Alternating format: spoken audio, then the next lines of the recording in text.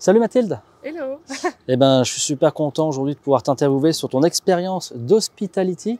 On est actuellement à Fremantle, donc en Australie. Mathilde, qui es-tu? Je m'appelle Mathilde, j'ai 25 ans et je suis en Australie depuis 1 an et demi. D'accord. Voilà. Et pourquoi être partie en Australie? Je suis partie en Australie parce que j'avais fini mes études, donc mon master, et j'ai toujours eu envie de voyager. Donc je me suis dit, c'est un peu le moment ou jamais avant de trouver un CDI et du coup, ça aurait été beaucoup plus compliqué de partir voyager une fois que tu es installé, etc. Donc je me suis dit maintenant ou jamais, et voilà. Ok, c'est ça. Donc ça y est, tu as pris la décision de partir en Australie. Alors juste pour rappeler un petit peu ton profil avant de partir en Australie, tu faisais quoi en France comme étude? Du coup, j'ai fait un master de communication et marketing et j'ai fait ma 2e année de master en alternance. Et du coup, ils m'ont proposé un CDD de 6 mois que j'ai accepté. Ouais. Et c'est à l'issue de ce CDD que je suis partie en Australie. Ça marche. Ok, donc classique. Voilà. On finit les études, on a envie de voir autre chose, on n'a pas forcément envie de se mettre tout de suite dans le travail, aller chercher des expériences un peu différentes. L'Australie, il y a des opportunités. Alors, juste pour rappeler Mathilde, elle est arrivée post-Covid, on est en mai 2022, donc évidemment, les frontières, c'était le début encore. Donc, c'était un peu plus simple qu'à l'heure où on tourne cette vidéo fin 2023. Mais globalement, il y a quand même aujourd'hui du travail. Alors déjà, tu es arrivé dans quelle ville à l'époque? Je suis arrivée à Brisbane. Et j'y suis restée 1 semaine et ensuite j'ai rencontré dans ma première auberge une fille qui m'a dit moi je vais travailler à Noosa, j'ai trouvé cette auberge, c'est super bien, viens avec moi, et voilà, j'y suis allée. Et pourquoi, alors quand tu as choisi t'as préparé ton aventure, tu as pris la décision d'arriver à Brisbane? En fait, je savais pas du tout où arriver, c'était vraiment la grande question. Et du coup, j'avais demandé sur des groupes Facebook à des gens que je connaissais et on m'avait recommandé Brisbane parce que c'est une ville à taille humaine, plutôt que Sydney ou Melbourne, par exemple, où tu peux facilement te retrouver déboussolé quand quand tu viens d'arriver. Et vu que c'est aussi assez central, je trouve, on peut aller vers le nord, vers Cairns, ou ensuite descendre vers Sydney ou Melbourne même. Okay. Niveau météo, c'était aussi le bon timing et les billets n'étaient pas trop chers. Top, donc voilà. Voilà, c'est le destin. Donc Brisbane, tu recommandes aux futurs voyageurs qui nous regardent? Moi, j'ai bien aimé. Après, je sais que plein de gens n'ont pas vraiment apprécié. Mais moi, je trouve que c'est une ville sympa pour son arrivée parce que c'est pas trop grand, donc c'est à taille humaine. Et moi, j'ai bien aimé en vrai. Donc, il y a plein de bars. C'est ça. Voilà. T'es arrivé au départ en auberge de jeunesse? Ouais, en auberge de jeunesse. J'avais réservé du coup 1 semaine d'auberge. Et c'était sympa. Donc arrivé en auberge jeunesse, tu recommandes aux futurs backpackers, du coup? Oui, définitivement. Niveau argent déjà. Puis après, c'est vraiment là que tu rencontres des gens qui peuvent t'aider, te donner des conseils sur les démarches à faire en arrivant. Et puis c'est le meilleur moyen de rencontrer du monde et de ne pas se sentir trop seul. Ouais. Donc meilleure décision d'avoir choisi auberge jeunesse. Ouais. Après, j'avais pris quand même 2 nuits en Airbnb après être arrivée à mon vol de Paris parce que trop fatiguée, j'avais envie de récupérer tranquille. Et donc j'ai pris 2 nuits en Airbnb et après je suis allée en auberge. C'est une super astuce, j'avais même pas pensé. Faire éventuellement 1 ou 2 nuits en Airbnb pour se mettre d'aplomb et après c'est parti, on peut aller faire les rencontres, on peut aller faire la fête. Surtout que moi je sais que quand je suis fatiguée, je suis pas de bonne humeur, j'avais pas envie. Donc je me suis dit, il faut que je dorme tranquille avant de commencer l'aventure. C'est vrai que c'est pas forcément la meilleure stratégie d'arriver dans une chambre de 16 à Melbourne, comme j'ai pu faire à l'époque. Alors, ton budget au départ? Il demandait juste d'avoir minimum $5 000 sur son compte. Exactement. Donc c'est ce que j'ai fait. Et après, je me suis virée aussi 5 000 € ou 2 000, 3 000, je sais plus, de mon compte français vers mon compte australien, au cas où il m'arrive une grosse emmerde et que, par exemple, je dois aller à l'hôpital, j'en sais rien, et que je dois dépenser une grosse somme d'argent. D'accord. Mais je l'ai pas touché depuis. C'est juste une sûreté, quoi. Ouais, une soupape de sécurité. Exactement. Ça marche. Alors, tu arrives du coup à Brisbane, tu fais la partie administrative, tu fais des belles rencontres. À quel moment tu t'es dit il faut que je cherche du travail? Je sais pas trop en fait parce que quand je suis arrivée à Brisbane, vraiment j'avais zéro plan, je savais pas par où commencer du tout et vraiment j'avais zéro idée. Et en fait c'est cette fille que j'ai rencontrée à l'auberge et du coup je me suis laissée entraîner par elle et c'est là que j'ai trouvé une place pour faire du work for accommodation dans une auberge. C'est quoi le principe, rappel? Donc le work for accommodation, c'est en l'échange de 15 heures, là c'était 10 heures de travail par semaine, j'avais l'hébergement gratuit. Donc je faisais le housekeeping, donc je nettoyais les chambres, la cuisine, les salles de bain, une dizaine d'heures par semaine et après j'avais pas à payer mon logement. Et donc ça m'a laissé le temps aussi de te trouver 2 autres travails dans des restaurants de la ville pour avoir une rentrée d'argent aussi. Donc c'est un excellent moyen de faire des économies au départ. Ouais, vraiment. Surtout quand, par exemple, bah, tu sais pas si tu vas trouver un travail ou pas, bah, tu as toujours au moins en work for accommodation, au moins tu n'as pas trop de dépenses, tu n'as pas de logement à payer, juste bah, ta nourriture, on va dire. Comment aujourd'hui, Mathilde, on trouve un work for accommodation sur Internet? Bah, sur les groupes Facebook, il y a pas mal on peut trouver des annonces, ou alors ce que j'ai fait aussi, c'est juste envoyer directement des mails dans les différentes auberges. Ah d'accord, pour proposer justement le work for accommodation. C'est ça. Ok, donc 10 heures de travail par semaine. Et après, ça dépend des auberges. Par exemple, j'ai fait une deuxième auberge à Sydney où je faisais ça, et là, c'était 15 heures de travail. 15 heures, ah oui, donc ça dépend, bah, en fait, ça dépend du coût de la vie aussi et de combien coûte l'auberge. C'est variable. Ouais, sachant que les auberges jeunesse sur une semaine, c'est plus comme dans le temps, si vous suivez les vidéos depuis longtemps, c'est plus 150 $ la semaine. Non, c'est plus du 400. Voilà, donc en fait, bah oui, 10 heures par semaine, 40 $ finalement d'économiser, bon, ça peut faire 100 ou 15 heures, voilà. Voilà. On rappelle que c'est 29 $ de l'heure en moyenne au casual, donc c'est pas choquant de faire même une quinzaine d'heures. Ça dépend aussi de la qualité de l'auberge jeunesse. Ok, super Mathilde. Alors, work for accommodation, c'est cool. Il y en a beaucoup qui sont passés par là. Il y a un moment donné où il faut rentrer, il faut gagner de l'argent parce que ça part vite, hein, il faut vivre. Quelle stratégie t'as mis en place pour décrocher ton premier travail et ta première paye? Bah, j'ai juste imprimé des CV et j'étais les distribuer partout. Partout, allez. Enfin, partout. Au départ, j'ai sélectionné les cafés, les restaurants qui me donnaient envie de travailler dedans. Et après, je suis retournée plusieurs jours après si j'avais pas de réponse en mode bonjour. Ah, tu retournais? Ah oui, moi j'ai forcé. Ah oui, d'accord. Et pour mettre toutes les chances de mon côté, et voilà. Donc la bonne stratégie, c'est de faire du surplace, enfin aller sur place, donner son CV et de revenir. En tout cas, revenir, je sais pas. Après, je pense que ça peut toujours être positif dans le sens où ça montre que tu es motivé et que tu as vraiment envie de travailler dans cet endroit. Par hasard, et ça marche. t'intéresse. Et au bout de combien de temps tu as décroché ton premier travail après tes recherches? Je pense que j'ai mis peut-être 2 semaines quand même. Ça s'est pas fait non plus en un claquement de doigts. Sachant que c'était en mai 2022. Ouais. Et du coup, c'était encore la réouverture des frontières doucement. Il n'y avait pas grand monde. Et les restaurants étaient en galère. Et tu as quand même mis 2 semaines. Ouais, bah oui, en plus, vraiment, oui, à Noosa, j'ai fait plusieurs essais à des endroits différents. Au final, ils te prennent pas, ou ils te disent qu'en fait, ils n'avaient pas besoin. Enfin, bref. Donc, ça a été assez compliqué, en vrai, pour trouver mon premier job à Noosa. Ok, non, c'est bien d'en parler. Après, c'était peut-être un peu la mauvaise période, dans le sens où c'était l'hiver. Ouais.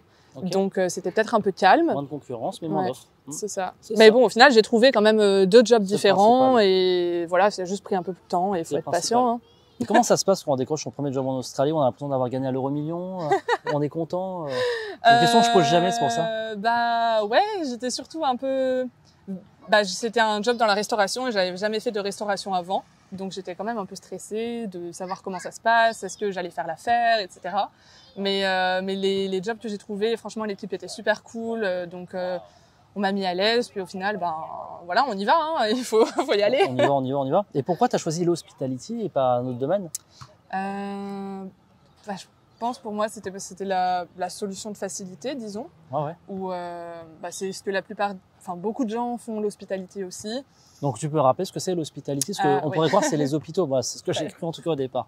C'est quand on travaille dans la restauration, l'hôtellerie, dans les cafés, vendre des glaces, des beignets, j'en sais rien. Ok, d'accord. Tout ce qui est en rapport avec du service, les pizzas, ça, etc., etc. Donc c'est vrai que c'est une des branches où il faut se... Et il y a sans expérience, ça peut vraiment possible. C'est ce qui s'est passé pour moi. J'avais 0 expérience et j'ai réussi à trouver deux endroits qui m'ont donné ma chance. Et après, une fois que tu as une première expérience, c'est facile de trouver par la suite. D'accord. Voilà. Alors il y a un truc qui est important, ce que vient de dire Mathilde, c'est que d'ailleurs tu as décroché 2 boulots. C'est-à-dire qu'en fait, tu as fait 2 métiers en même temps. Oui, et pratiquement tout le temps depuis que je suis en Australie, j'ai eu 2 travails. Parce que au niveau des heures, c'est quand même assez compliqué en fait d'avoir assez d'heures. Ça, c'est vrai qu'on n'en parle pas assez souvent. On dit j'ai un job. Tu fais combien d'heures en fait? C'est ça la vraie question. C'est ça, et c'est quelque chose qui m'a beaucoup affectée aussi au début, dans le sens où, par exemple, j'avais des semaines où on me donnait que 15 heures par semaine, et en fait, 15 heures, c'est pas assez pour vraiment vivre bien. Ouais. Et on met pas d'argent de côté avec 15 heures par semaine, et donc c'est pour ça que je me suis retrouvée obligée d'avoir un second job, et pour compléter et avoir une 35 heures, quoi, un truc comme ça. Ok. Et ouais, c'est ce que j'ai fait partout en Australie. Voilà, pas hésiter à faire plusieurs boulots, ça c'est important. C'est vrai que dans la mentalité locale, souvent les Australiens, ils n'hésitent pas à avoir plusieurs boulots. Et c'est vrai qu'en tant que backpacker, on pense qu'on va avoir un boulot, c'est bon. Non, c'est souvent, c'est du part-time, c'est du casual. Enfin, tu travailles plutôt en casual quand Oui, casual. Casual. Et du coup, du casual, bah voilà, c'est 15 heures chez Glacé, 10 heures chez le vendeur de crêpes. Et en fait, bah du coup, bah il faut quand même, voilà, cumuler. Donc 2 boulots en même temps, c'est le maximum que tu as fait? 3, du coup, c'était à nous ça. Donc 3 en même temps. j'avais le work for accommodation, les 15 heures, et après je faisais 20 heures et 20 heures dans chaque Ah restaurant. ouais, t'es une grosse bosseuse. En vrai, je connais des gens qui ont fait pire, mais j'avoue que les 45 heures par semaine, 50 heures, ça commençait à faire déjà. Ok, ça marche. Donc Mais ça se fait, hein, franchement, j'ai pas souffert. Ok, donc vraiment la clé, work for accommodation pour loger, et après faire plusieurs boulots, pas hésiter à multiplier ses chances. Tu te rappelles un petit peu des restaurants, tu peux en parler? Ouais, du coup, j'ai travaillé au Boathouse, qui est sur la rivière, du coup super sympa comme cadre, vraiment vue sur l'eau, les couchers de soleil étaient incroyables. Et dans un restaurant mexicain qui s'appelle Bandita, qui venait d'ouvrir. En fait, j'ai fait l'ouverture d'ailleurs. Ils nous ont embauché une semaine avant pour... Serveuse? En tant que serveuse? Ouais. Ah ouais. Et du coup, on a testé les plats, etc. Donc c'était cool. Et pareil, localisé sur la rivière. Okay. Super sympa. Super sympa. Et tu m'as parlé aussi d'une expérience en tant que glacier, dans un glacier? Ouais, j'ai travaillé, donc ça c'est quand j'étais à Port-Douglas. J'ai travaillé pour une glacerie, je saurais même pas trop le nom, mais en vrai je recommande pas vraiment parce que les managers sont pas cool du tout. D'accord. Et mais c'était sympa comme expérience, c'est moins fatigant disons. Et j'ai travaillé dans un autre glacier à Sydney qui s'appelle Messina, et là c'est vraiment, si vous pouvez y aller, c'est incroyable. Il y en a un qui s'installe à Perth d'ailleurs, qui doit ouvrir dans les prochains jours, et vraiment super. D'accord. Et comment ça se passe, Mathilde, quand tu tombes sur un boulot où tu sens que l'ambiance n'est pas bonne, comme ton expérience de glacé qui est un peu floue la première? Ouais. On se barre pas dans ce cas-là? Il n'y a pas vraiment de travail dont je suis... Ah, ouais. Bah en fait là, vraiment je sais pas pourquoi, mais je pense qu'ils m'aimaient pas parce qu'ils m'ont viré sans raison. Oui, je me suis fait virer. Ok. Viré. Ils m'ont du jour au lendemain, ils m'ont pas mis sur le roster en fait, donc je n'avais plus de shift, donc je leur ai envoyé un message, pourquoi? Alors que des gens qui avaient été embauchés après moi avaient encore des shifts, donc on voit que, ah ouais, ok. Voilà. Et je demande à la manageuse, pourquoi? Elle me dit, c'est juste que ça devient plus calme. Je me dis, non, c'est pas logique, sinon tu vires la dernière personne qui arrivait, entre guillemets. Ouais, il y avait un truc en retour. Et en plus, du coup, j'étais avec un collègue à ce moment-là en train de travailler, et il me dit, mais t'inquiète, si tu veux, je te donne une de mes shifts pour que tu aies au moins un peu de travail. Et du coup, il lui envoie un message en lui disant, voilà, je peux pas faire tel jour, je le donne à Mathilde en échange. Okay. Et du coup, là, la manageuse a répondu, non, Mathilde, t'as pas besoin de travailler, je la donne à Rosalie, donc une autre fille. Donc vraiment, il y avait une volonté de ne pas me voir. C'est vrai que des fois, on a... Et ouais, ça a été compliqué. Si on peut en parler dans la vidéo, c'est vrai que de ce que je reprocherais, on va dire, aux Australiens dans mon expérience, souvent, ils sont pas toujours... En tout cas, moi, je pense, ils tournent des fois un peu autour du pot là-dessus. Oui, ils sont pas forcément le dire clairement. Ils sont pas forcément directs. Ils ont un problème, je sais pas pourquoi. En fait, les Australiens n'aiment pas le conflit, donc ils vont pas forcément te dire en gros peut-être qu'il y a un truc à coincer que t'as fait et que ça les a fait chier.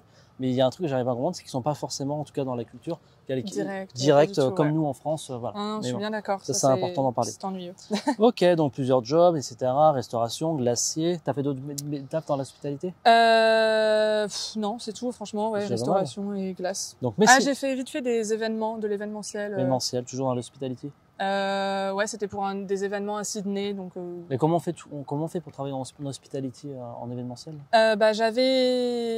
C'est des connaissances qui m'ont donné le contact d'une agence d'événementiel, du coup. T'avais le nom? T'as le nom? Watson Hospitality. Watson? Ouais. Okay. Watson Events ou un truc comme ça. Et du coup, une fois que tu es dans leur base de données, après, ils proposent des shifts et tu dis si tu peux ou si tu peux pas. Donc, ce qui est bien, c'est que c'est flexible. Tu prends une shift quand tu peux et si tu peux pas, il y aura d'autres gens qui la prendront. Super. Voilà.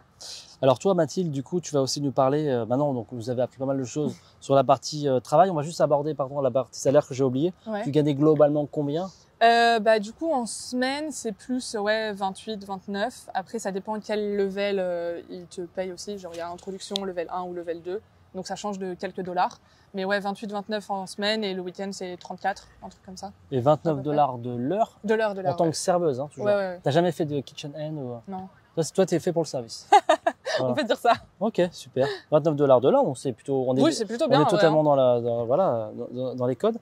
Ok, donc t'as gagné comme suffisamment d'argent, t'as fait plusieurs tafs, t'as acheté un véhicule, et t'as été malheureusement victime d'une arnaque. Tu peux en parler? Ouais. Du coup, quand je suis arrivée en Australie, je me suis rendu compte que finalement, ce serait bien pour moi d'avoir ma propre voiture pour pouvoir me déplacer quand je voulais et où je voulais. En fait, avoir une certaine indépendance et une liberté.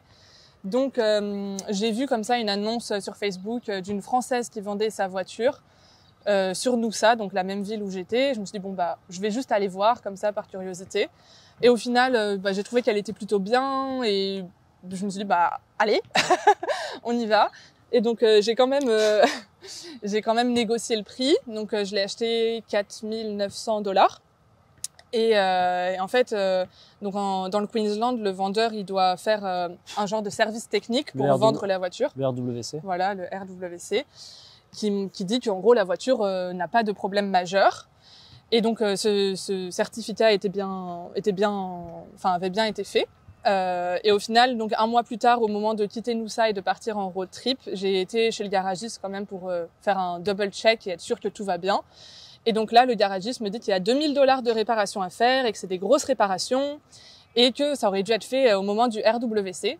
Et en fait, donc c'est là que je me suis rendu compte que j'avais été arnaquée, entre guillemets, parce que sur le certificat du RWC, il y a le nom du garage dans lequel il a été fait. Donc j'ai tapé le nom du garage sur Google et j'ai vu qu'il y avait donc des commentaires qui disaient qu'il faisait des faux certificats en fait et que c'était une arnaque entre guillemets. Donc voilà, bah en fait j'ai dû payer les réparations que je n'aurais pas dû payer. Dur. Et en plus dans la foulée, vu que le véhicule n'a pas forcément bien checké, tu as eu un autre souci plus grave. Ouais, c'est ça. Donc j'ai quand même pu bien rouler donc de Noosa jusque Port Douglas et redescendre jusque Melbourne. Ouais. Donc ça m'a fait 6 mois, mais au moment où je suis arrivée à Melbourne, elle donnait de gros signes de faiblesse. Donc on a fait checker par plusieurs garages qui ont été assez clairs et qui nous ont dit que c'était le joint de culasse qui signe l'arrêt de mort de la voiture en fait. Donc voilà, elle est partie à la casse. Ok. Donc, et comment ça se passe quand, enfin, $6000 entre guillemets ou qui part entre guillemets à la poubelle, est-ce qu'en fait tu peux revendre le véhicule? Ouais, bah moi comment je pensais revendre et voilà, du coup j'ai perdu beaucoup d'argent. Ça donc, fait quand même 4000 €, c'est une somme qui est quand même très considérable. T'as réussi à passer à autre chose rapidement ou aujourd'hui t'en veux à la terre entière? Maintenant, ça va, mais sur le coup, ça m'a fait très mal quand même, parce qu'en plus, c'était donc la toute première voiture que j'achetais de toute ma vie. Mauvaise expérience, on va dire. Ouais. Mais puis oui, voilà, j'étais dégoûtée d'avoir perdu autant d'argent. Après, je me dis que, je regrette pas parce que j'ai fait tellement de choses avec et j'en suis super heureuse quand même. Elle t'a pas lâché au bout de 2 jours. Ça peut non, arriver, je connais des gens qui l'ont acheté et qui ont fait plein de checks, etc. et qui quand même au bout d'un mois, la voiture était morte. Ouais. Donc d'un côté, j'ai eu de la chance. Ça peut être pire. Ça peut toujours être pire, c'est ça. Clairement. Et on pense aussi à une dédicace aussi à un backpacker que j'ai interviewé, qui a eu un accident grave. Il a fait des tonneaux, donc dédicace à lui. Voilà. Non, c'est ça. Ça me fait relativiser quand je vois des messages comme ça. Je me dis bon. C'était pas ouf, mais ça aurait pu être bien pire. Donc, dédicace à Steven, qui a échappé belle. Ton niveau d'anglais, il est plutôt bon, tu as une licence d'anglais, mais et tu penses que ça a joué en ta faveur, ton niveau d'anglais quand même un peu avancé, ou tu penses que les gens qui ont un niveau assez basique n'auraient pas pu faire l'hospitality? En vrai, je pense qu'effectivement, ça aide d'avoir un bon niveau d'anglais parce que du coup, on est apte à travailler directement, entre guillemets, et à communiquer avec les gens, donc être en contact direct avec les clients. Après, quand on a un niveau d'anglais plus basique, je connais plein de gens qui ont quand même réussi en fait à trouver un travail, pas forcément peut-être en lien direct avec les clients, mais peut-être juste en cuisine ou même faire du jardinage par exemple, des trucs comme ça. Et pas un énorme problème. Puis après, l'anglais ça s'améliore. Il y a des entreprises qui donnent leur chance à plein de monde. Ça marche. C'est faisable, mais ça aide. On est d'accord. Mathilde, t'as ressenti une difficulté particulière en Australie que t'avais pas imaginé avant d'arriver ici? En fait, je me rends compte que j'avais pas forcément de préjugés entre guillemets ou d'attentes. Et du coup, j'ai pas nécessairement été déçue. Juste ce qui a été vraiment compliqué pour moi et qui l'est un peu toujours, c'est le fait de pas savoir si tu vas avoir assez d'heures de travail dans la semaine et du coup de savoir si tu vas avoir assez d'argent. Ça, c'est quand même un souci parce qu'en casual, ils font un peu ce qu'ils veulent de toi. Et d'un côté, tu peux aussi faire ce que tu veux parce que tu peux partir du jour au lendemain sans rien leur dire. Sécurité. Mais donc, effectivement, on sait pas combien on peut passer d'une semaine à 30 heures. À la semaine d'après, t'as que 15 heures et ça te fout un peu dans la merde. Mais c'est la vie qu'on a décidé de mener d'un côté. D'accord. Mais ça, c'est quand même un peu compliqué des fois de pas savoir comment ça va se passer. C'est vrai que quand on est en PVT Australie, il y a toujours une incertitude. Clairement. Surtout. On fait des rencontres, les gens peuvent vite partir. Il y a cette instabilité qui est là. Oui. C'est une réalité. Et aussi un vrai facteur chance, moi je trouve, même dans la démarche de job, en fait, Bah, Clairement. c'est vraiment de la chance. Tu peux aller déposer ton CV et il y a quelqu'un ils viennent d'embaucher quelqu'un à l'instant, bah, tant pis. Mais tu peux aller déposer ton CV et il y a quelqu'un qui vient de leur dire je pars dans 1 semaine et bingo, entre guillemets. Donc, pour moi, il y a beaucoup de chance aussi, en vrai. Pour toi, Mathilde, qu'est-ce qui a le mieux marché si demain si ça va être une nouvelle Mathilde qui arrive en Australie, qu'est-ce que tu feras en premier pour rechercher du travail? Bah, je pense que je ferai pareil à ce que j'ai fait parce que c'est toujours ma même technique. À chaque fois, je vais toujours déposer mes CV et voilà. Okay. Donc toi, tu passes pas derrière du temps à l'ordi? Non, pas du tout. Tu vas sur place? Oui, je trouve que c'est beaucoup mieux dans le sens où ben ils te voient directement, ils savent bah, du coup ton niveau d'anglais par exemple, ils voient que tu es souriant, que tu es motivé, que tu es dynamique.